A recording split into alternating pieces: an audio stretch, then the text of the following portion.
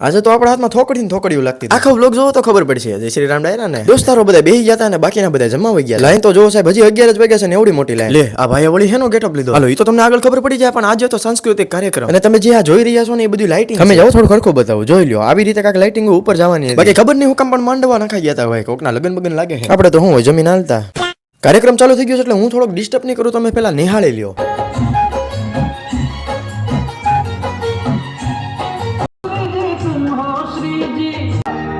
संत माता और तुम हो पिता